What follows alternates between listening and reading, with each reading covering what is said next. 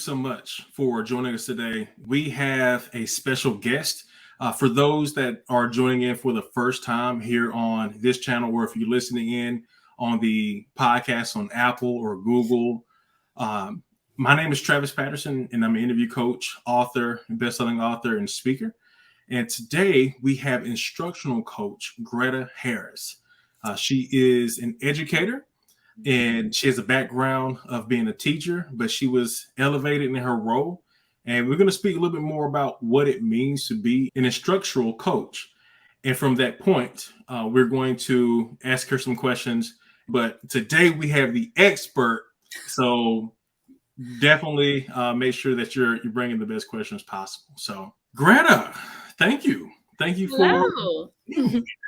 It's been, I feel like, you know, you're in such a high demand. Well, it's been about a month now, like wanting to get you on the call here. So I'm glad that we're able to finally get you in. I'm definitely glad that we were able to connect. I know it has been a while. It's just been busy. Life has been busy. Yeah. And so much has been happening overall, online, offline. And I know for you as a teacher, especially, you know, just getting back into the school year where students are involved. But I know that for you as a teacher, there is no summer break. Is that fair to say? Absolutely. So I think teachers use the summer to prepare for the upcoming school year. And it's so much that goes into that. Yeah. They try to prepare so that they'll be ready, because once that first day of school starts, and your time is valuable. I can only imagine. And in fact, I think it's a perfect segue to my first question for you. So before we even go into the questions, please do an introduction. Who are you? What do you do? Just so people can understand the magnitude of the expertise you're bringing. Okay. Well, I am Gretta Harris. I am an instructional coach. I have been in education now. This is my 12th year. I spent 5 of those years teaching first grade, and the other 5 teaching third grade ELA and social studies. And then the last 2 years, I have been an instructional coach. So this is a fairly new role for me, but I am enjoying it. I do have a bachelor's and a master's degree from the University of West Georgia, and I'm currently enrolled to obtain my specialist degree in early childhood education. So I am enjoying this new role as instructional coach. I know not all schools have an instructional coach, but I am enjoying it.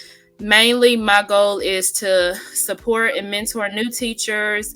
I offer professional development. We call them PLs. I offer PLs for teachers weekly. I collaborate during planning with teachers. So I'm enjoying the role.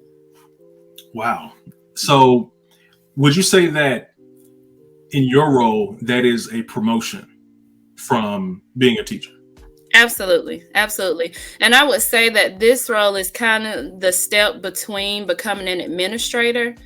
A lot of teachers at my school consider me as one of the admin, but I am the person in between the teachers and the principal and the assistant principal.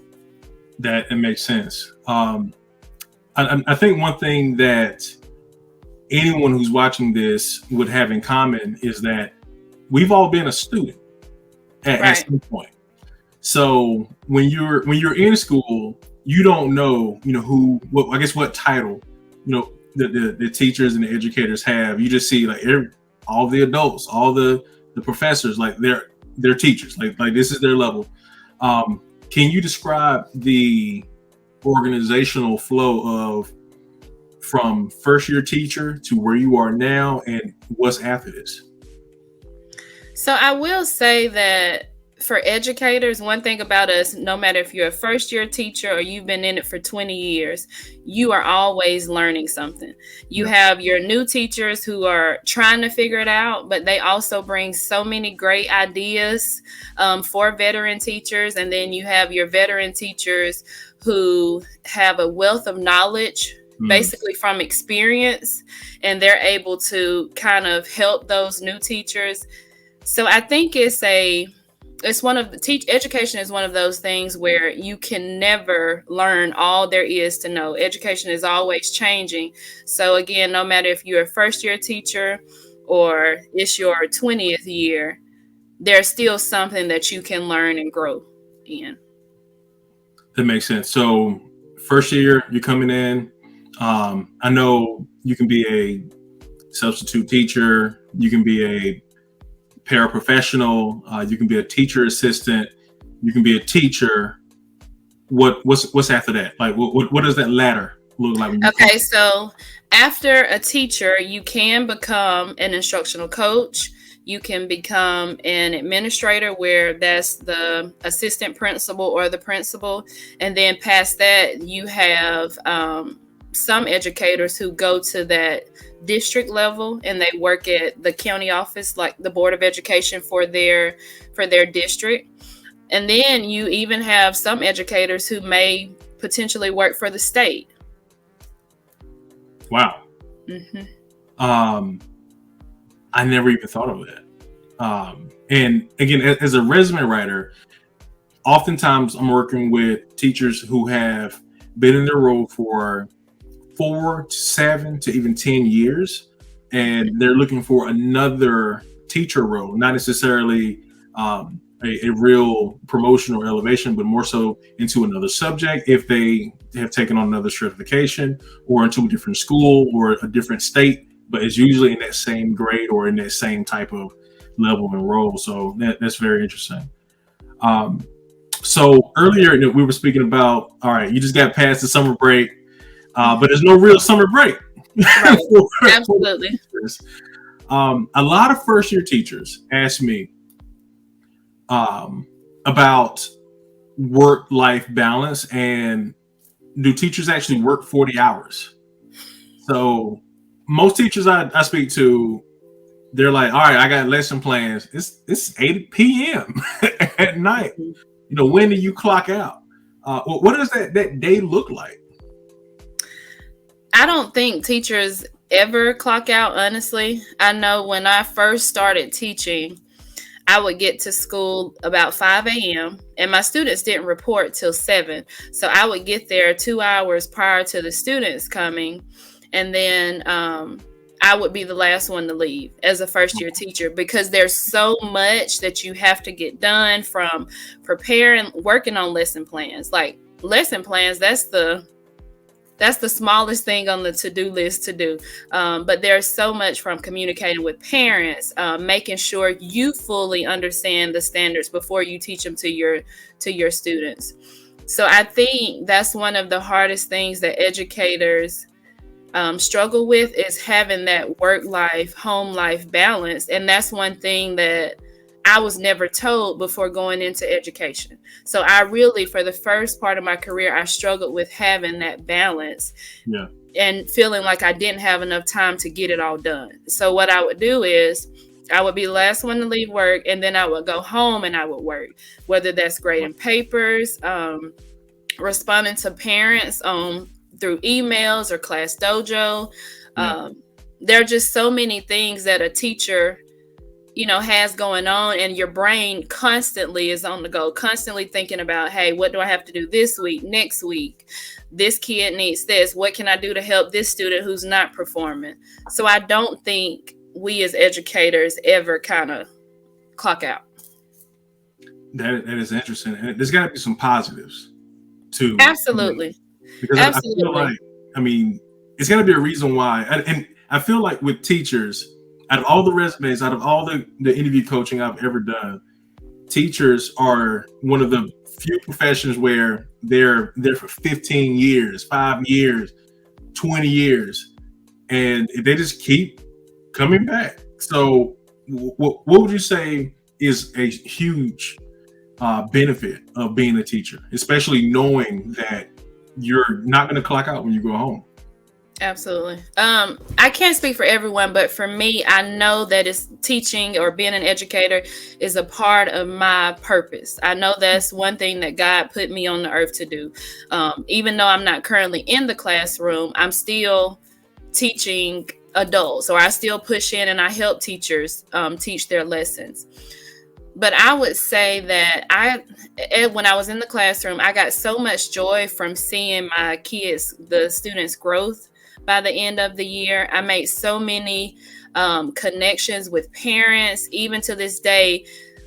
Like, for example, last week I was in the store and a student who I taught in first grade, she's in high school now, ran up to me, remembered me. And that's what it's all about. Knowing that you can make a difference in the life of a child. I think that's the most gratifying feeling. So even though you have the long nights, the teacher burnout, at the end of the day, for me, it was still always worth it. Because I understood that, I may be the only positive person that my students get a chance to see. So I had to bring my best. I had to bring my best to them.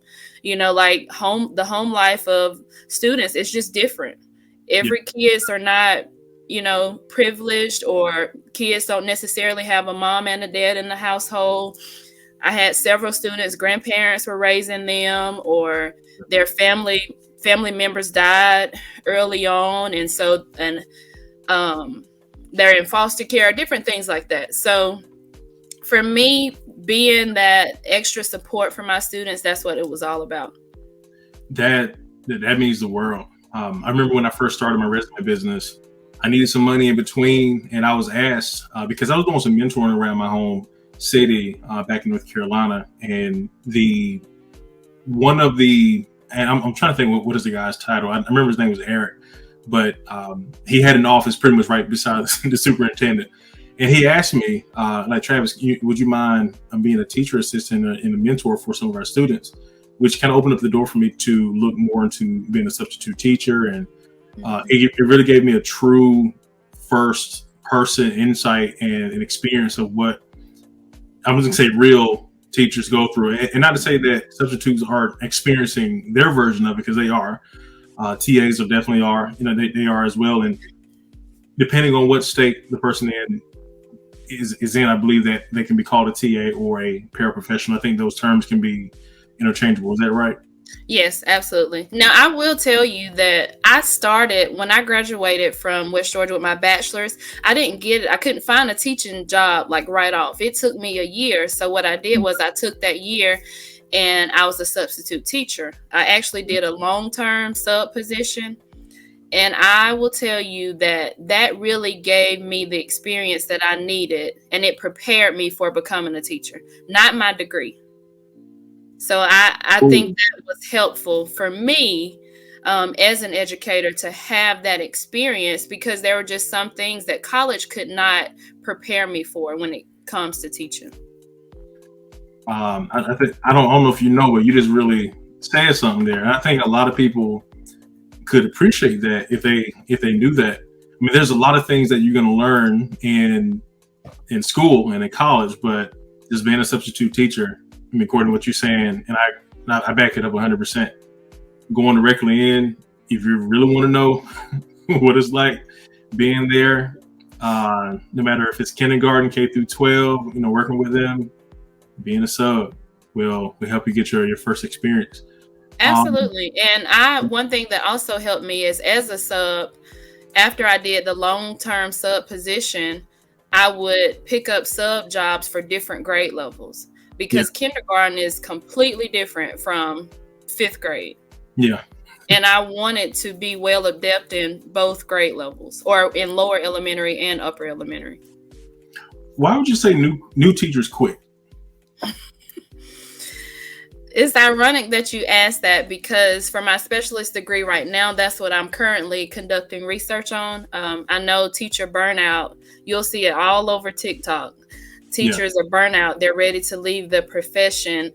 But I really think, because this year I work with 6 new teachers, brand new teachers, and I help mentor them, and I assign them additional mentors. And I think one of the main reasons that new teachers quit is because they have a lack of support, or they don't know what support is available to them. New teachers, they need mentors, they need professional development, because like I stated earlier, there are just things that college can't prepare you for when it comes to teaching. Yeah. And then too, a lot of new teachers feel like they have to be perfect. Coming straight out of college, they have this degree, they want to be perfect, they want to get it all right. And that's just not the reality of it. Teaching is not a one-person job. Like, you really, in order to be effective and efficient as a teacher, you have to have a good mentor, you have to have a supportive team, supportive administration, district. And I'm thankful that is one thing that I did have. I say to this day that I had a principal who was willing to give me a shot. I had a good team. They supported me.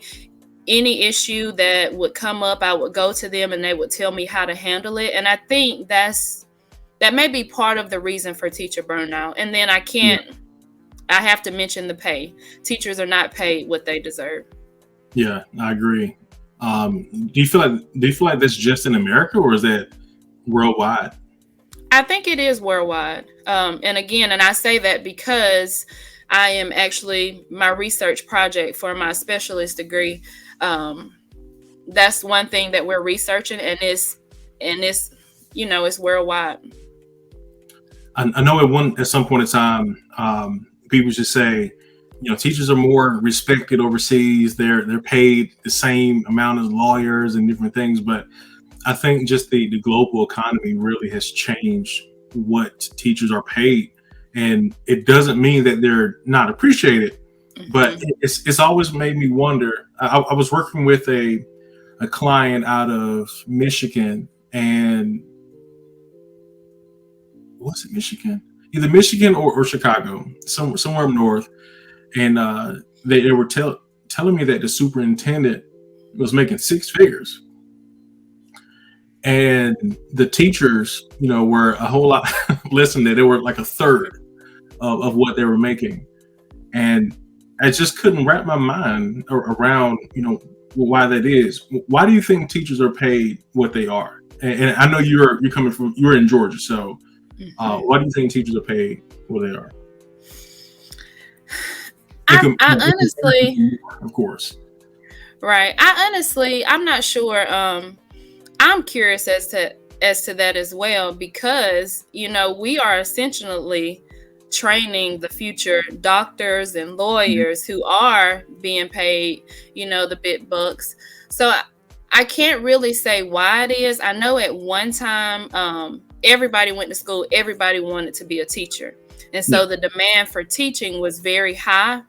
And I don't know if that factored in as to why the pay was what it was. I do think now school systems and even like politicians are trying to increase that pay, because they see, they finally see that teachers deserve to be paid more. And I will say, since COVID, I think teachers have really highlighted, hey, I'm doing all of this and I'm getting this pay. But during COVID, several people stayed at home, they worked from home, and they made in a significantly increase more of an amount than teachers.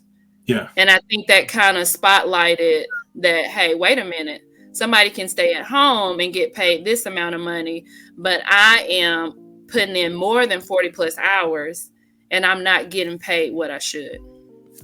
Absolutely. Salary negotiating is something that I've recently become, I don't want to use the word obsessed with, but extremely focused, and just learning, the principles of it and what it looks like. I created a course. It's primarily for people in software, but I believe that the foundation is still true to other industries as well.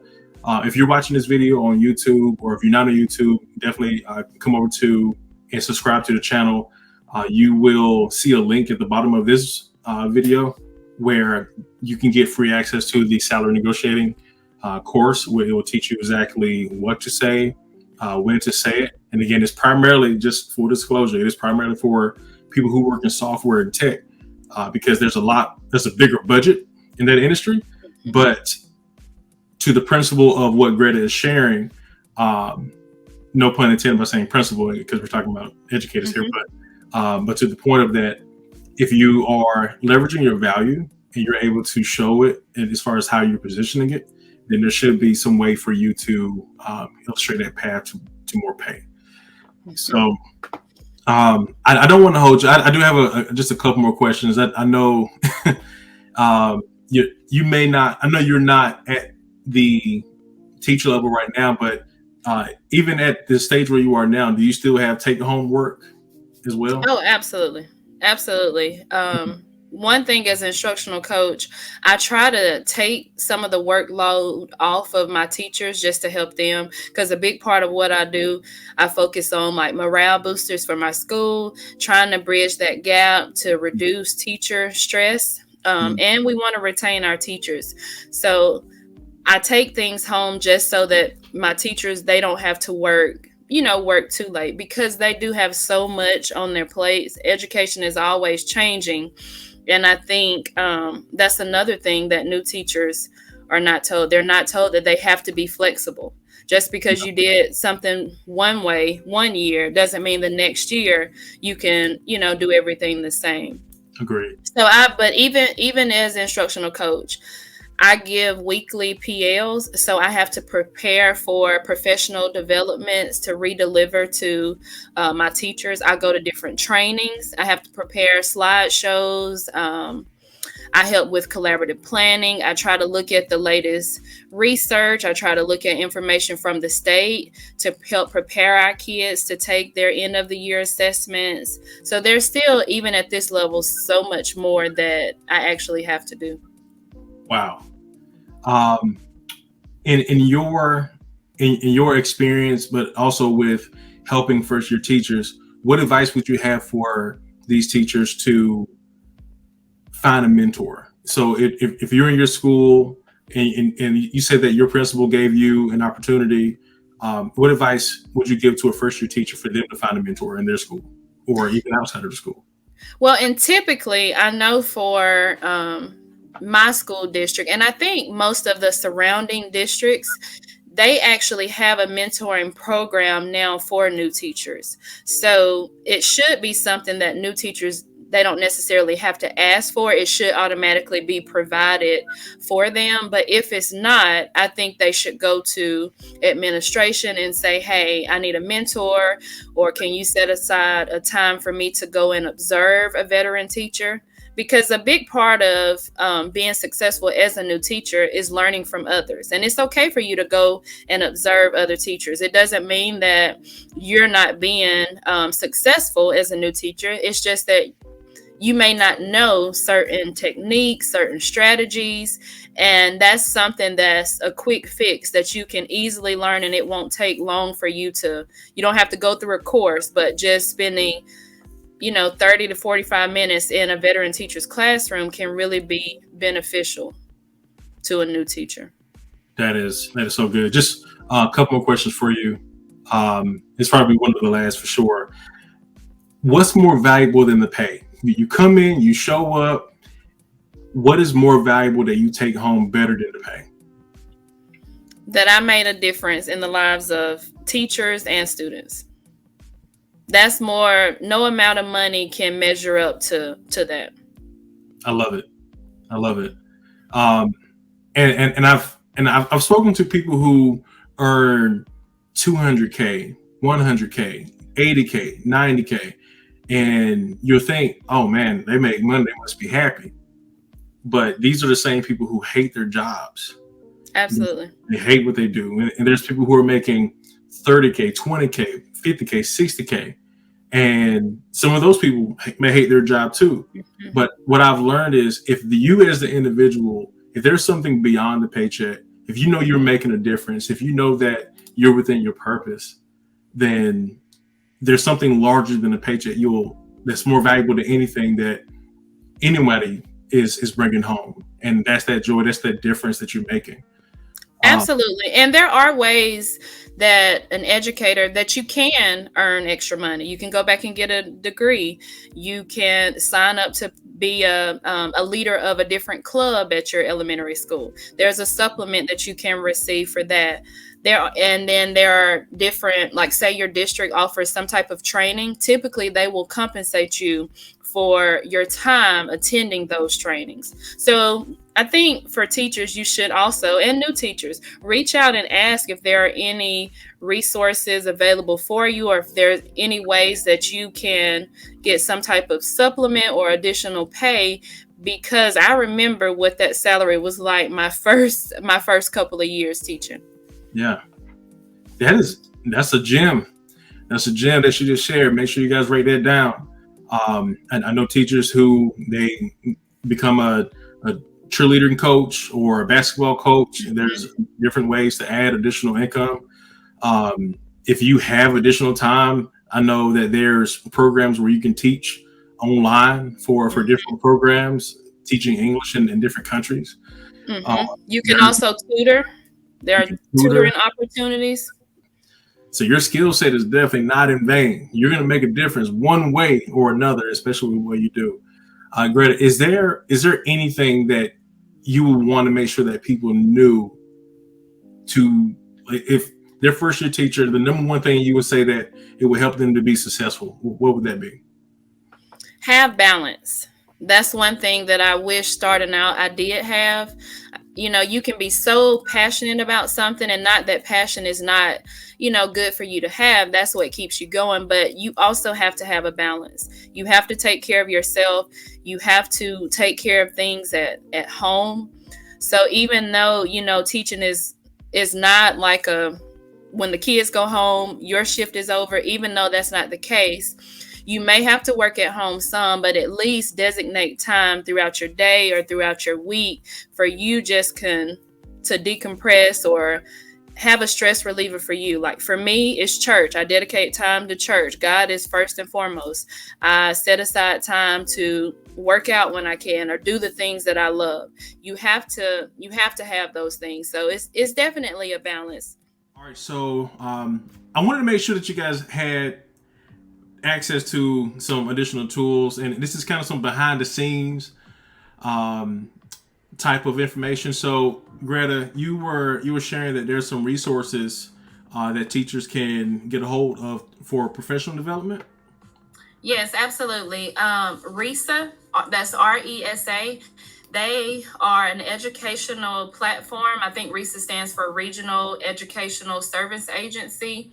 And they offer different professional development courses or trainings that educators can take. And typically, you have districts who will send some of their teachers there to receive a training. For example, I just recently attended one for instructional coaches, and I was able to go for one day, 8 to 4, and I was able to sharpen some of my skills as an instructional coach. So that is a platform that teachers you can create a profile and sign up for some of their courses. And I will say that I gained a lot of knowledge from attending some of their different events. And it was something that I did not have to pay for. You can actually ask your district to send you. You just find the event and ask your district if they will pay for you to go. And that's some free knowledge right there without having to go back and get some type of endorsement or degree. And then a lot of districts will also pay for you to get your gifted certification or a reading endorsement or different things like that, where a teacher doesn't have to pay out of pocket. That's valuable. That is valuable. Are there any like Facebook groups or anything that people can join?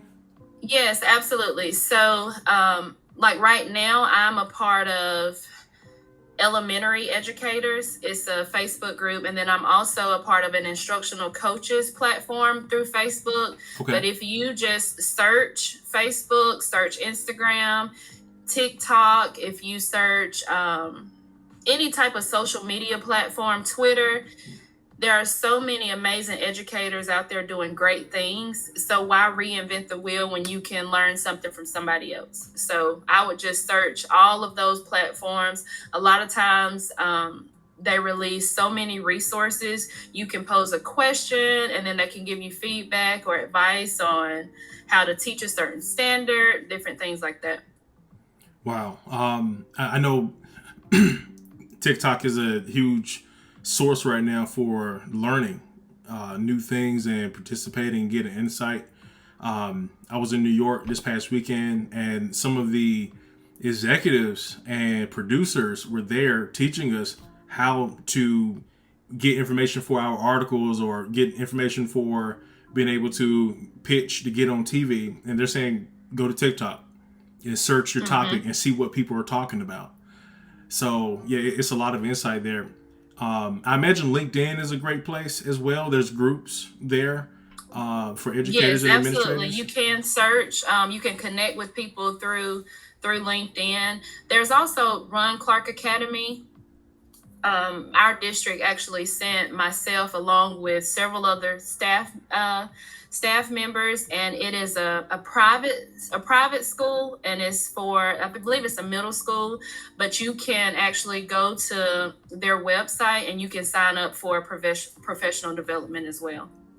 That's good. You just go to Ron Clark Academy and then you click on the PL or the professional development section, and you can see what type of trainings they are offering, and that's another resource. I thought about one question that I didn't ask you that I have to ask. Okay. Where and how do first year teachers get hired? So and I know it's different for depending on the city, the county, the state, but just traditionally speaking, because I know we were speaking that LinkedIn is not always the first place where teachers are being recruited. So, I mean, it is a resource, but what would you say is the best way for someone to get a job? Yeah. Well, right now the demand is high for teachers, but typically when a teacher is in their student teaching, typically their junior and senior year, they're housed at different schools. And that's how I actually received my first job, because even while you're student teaching, administrators will come in and observe you, and we've had teachers instantly get a job just from that. Like right now, and something new that's being offered to new teachers. For example, at my school, we have a teacher. She graduates in December with her bachelor's degree. Okay. She passed the GACE and she's certified, but she technically does not have a teaching degree yet. But this is a new incentive that they're offering new teachers, where you can actually start teaching without completing your degree, as long as you have the GACE test. GACE. So that is it GATS? Okay. GACE. Okay. JC. Okay. Good. As long as you have that certification, you can go ahead and start teaching. But typically for new teachers, during your student teaching, that's a big time where administrators or schools will recruit you. And then there are also job fairs that you can attend. Different counties put on job fairs for you to go, and they have a whole interview process, and some teachers have been offered a job at the job fair. If somebody's looking to transfer from another state, would you suggest that they just go ahead and just call the school or walk into the school and say, hey, I want to work here? Well, I think there's a process. You do have to look at the certification process, because it's different for every state, and see what the requirement is for that particular state that you're wanting to transfer to.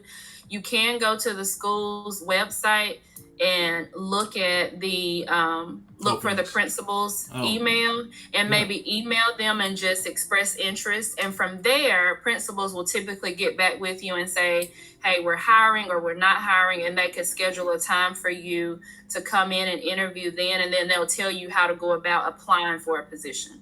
Great. You really share some gems. You are very insightful, and I have a feeling that someone is going to watch this video and take action immediately, for them to learn how to apply, how to get noticed, how to better position themselves against the competition. What does the promotion look like? There's so much to learn from in this video. So If you are tuning in, you just missed a lot of great information.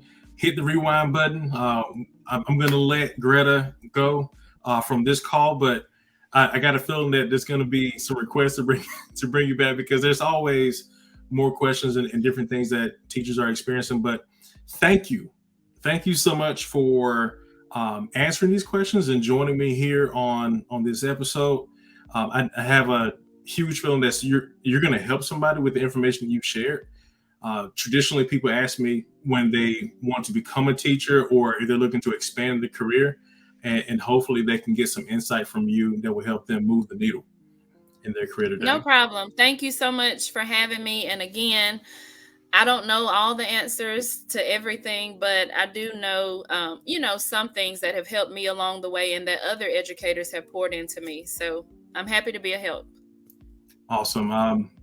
If there's any resources that we can share with you, we'll make sure we put it here in the details. But until then, my name is Travis Patterson, and thank you for watching, and make sure you subscribe to the channel for more. I'll talk to you next time. Thank you.